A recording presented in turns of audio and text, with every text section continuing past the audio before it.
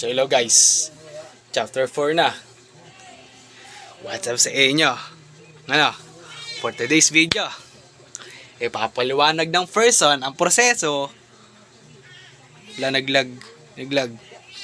Ipapaliwanag ng person ang proseso ng pag-coordinate at pag-manage ng iba't ibang yugto ng paggalaw ng mga produkto o serbisyo mula sa mga supplier patungo sa end consumers.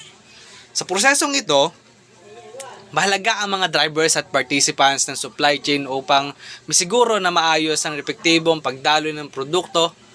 Narito ang mga paliwanag tungkol sa bawat isa. So una na nga dito guys, ang drivers ng supply chain management. Mga drivers ay may saliko aspeto na nagpapagalaw sa supply chain at nakakaapekto sa performance nito.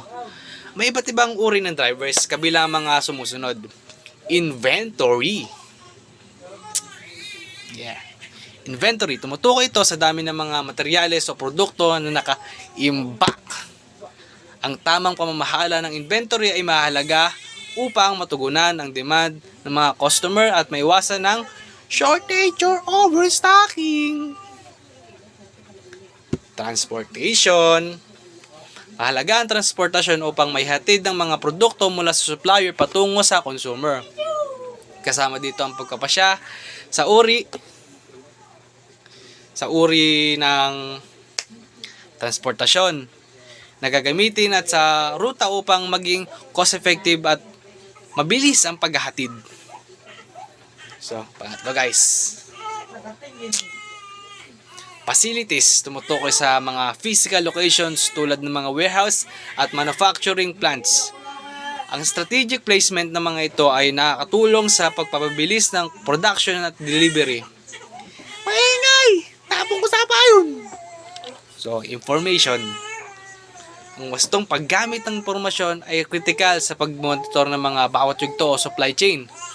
Sa pamamagitan nito, naitatama ang mga proseso at napapabilis ang pagtugon sa mga pagbabago sa demand. So, sourcing. Dito tayo sa sourcing, guys. Makinig kayo, guys. Tumutukoy ito sa pagpili ng mga tamang supplier at pagtatakda ng ugnayan sa kanila upang matiyak na dekalidad ang mga materyales na ginagamit. Nakikinig ba kayo, guys?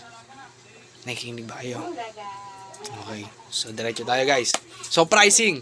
Mahalaga ang pricing. Bakit? Upang matugunan ang mga pangangailangan at maging competitive sa market, pati na rin matiyak ang profitability. The perfect guys, sorry guys. So, number 2 guys, participants ng supply chain management. So, ang participants naman ay mga tao, organisasyon o entidad na may papel sa supply chain mula sa pinagmula ng produkto hanggang sa pagtanggap nito ng end consumer. Narito ang mga halimbawa. Una na nga dito guys, ang suppliers. Sila ang nagbibigay ng raw materials o sangkap na kinakailangan sa paggawa ng produkto. Manufacturers. Ang manufacturers ang nagpoproseso ng mga raw materials upang makabuo ng produkto. Distributors, sila ang mga nagdadala ng mga produkto mula sa manufacturer na patungo sa mga retailer o end consumers. Retailer, sila ang nagbebenta ng mga produkto sa end consumer, kaya't malaki na kanilang mga epekto sa demand forecasting at consumer satisfaction. Customer. Pag walang customer, walang magbebenta.